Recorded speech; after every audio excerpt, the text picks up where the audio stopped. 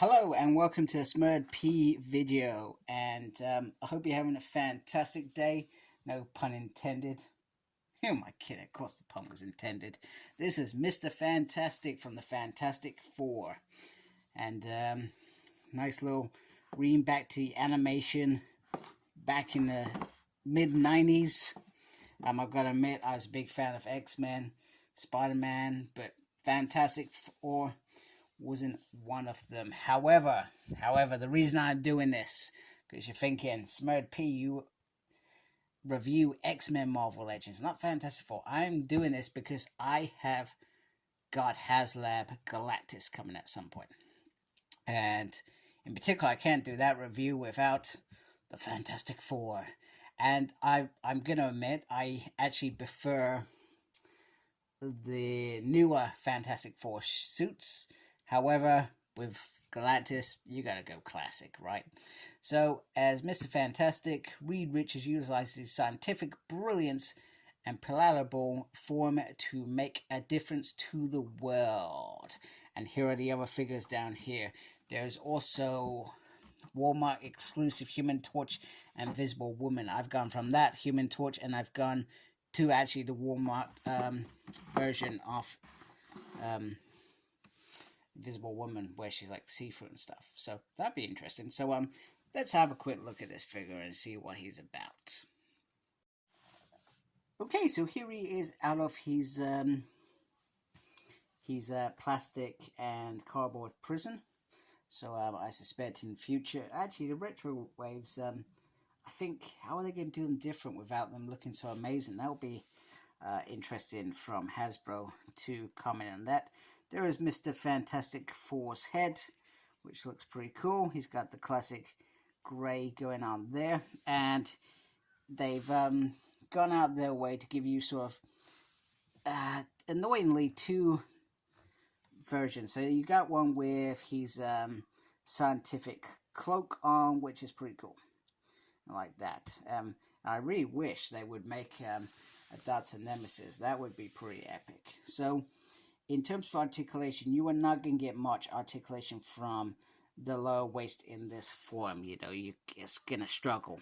And in fact, his feet, I feel like he's got platypus feet, because they are very, very thin.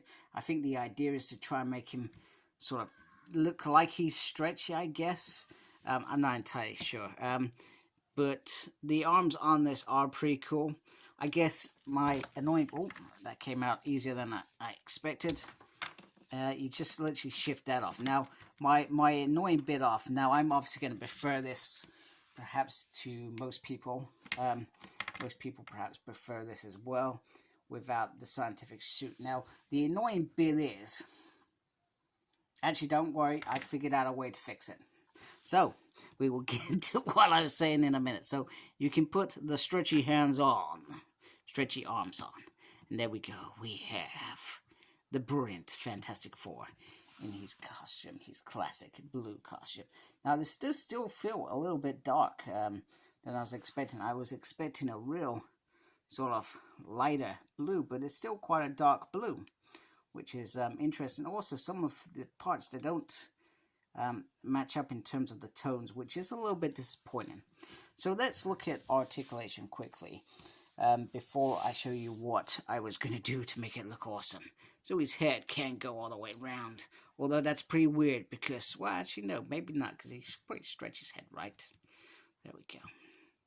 He's got real crunchy head crunch. Now, if like me, you forget. So I tend to try and be careful with my figures because I feel like if they got stiff joints, they're gonna last longer. However, sometimes stiff joints aren't always the best thing because if you put too much pressure on them, they can potentially damage. So you can use, people use a rare thing. So I think hair dryer is one of them. And I think warm water also helps loosen some of the joints, etc. So the arm can go around like that, up like that. It has a swivel there. It has the double joint there. So this would be a bit that I would be worried about because it's, you can see it's quite a thin piece there. Then he does have on this hand, you can move the hand like that, like that if you want. And he has a waist swivel, which is pretty cool. Some nice articulation there. He can do the splits like that. My concern really is these feet and this lower joint here. He has a swivel there. He has a double joint there. Well, yep, there we go. He has a lefty and a loosey, an upsy and a downsy, which is pretty cool. I always say that, but I'm pretty sure I do it the wrong way every time. Now, so in terms of, so when I saw this, I thought, oh no, he's going to have long fingers for the rest of his life. And I could say something very inappropriately, but I'm not going to. Not going to. Yeah, because there could be young people watching this. And I am professional, and I am going to be a grown-up and not say something really inappropriate. Yes! There we go. That's what I was looking for. So you can have the things from his other things, and vice versa. You can put this on here if you want to. Would make sense if you were changing out the hands. So very cool, and I almost said, oh my goodness, they've completely ruined this. Why would they do this? But they have not. Very, very, very clever. So I'm very happy with this. In all honesty, this is a set that I've literally brought just to do Hasbro Galactus review. That's all I intend to do with it. It's that simple. These are not for my personal pleasure, but I got Galactus because, wow, if I didn't do that, that was going to be, it was like a once-in-a-lifetime opportunity. Same with the Sentinel, although I hope they re-release Sentinel, because I could easily buy a couple more, easily. So anyway, I do hope you like my review. I know it's not the normal thing that I review, and I probably haven't said much about the Fantastic Four either.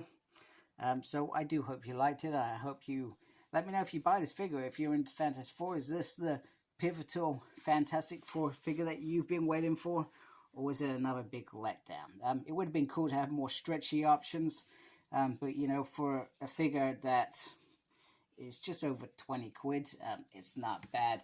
Now, I really missed it, but Kapow Toys did a, sorry, I'm waffling now. Kapow Toys did the most amazing deal like a month ago. It was 60 quid for the whole 6 figures, and I missed out on it, which I was glad for. I literally missed it by like 30 seconds. So I got this figure in particular from Forbidden Planet. It was on offer. I think it's still on offer for like 17 quid. Trouble with Forbidden Planet, you get a £5 delivery charge. That's the annoying thing about them. Other than that, I buy my books from them. I got Human Torch as well, and then I got a couple of Joes for something that I'm working on in the background, which I hope that I'll share with you. I'm not sure. I'm not sure how that's going to pan out. Then I got Invisible Woman off Hasbro Pulse. They did like, if you spend 6 quid, you get like 40% off. So I got that and some more Joes.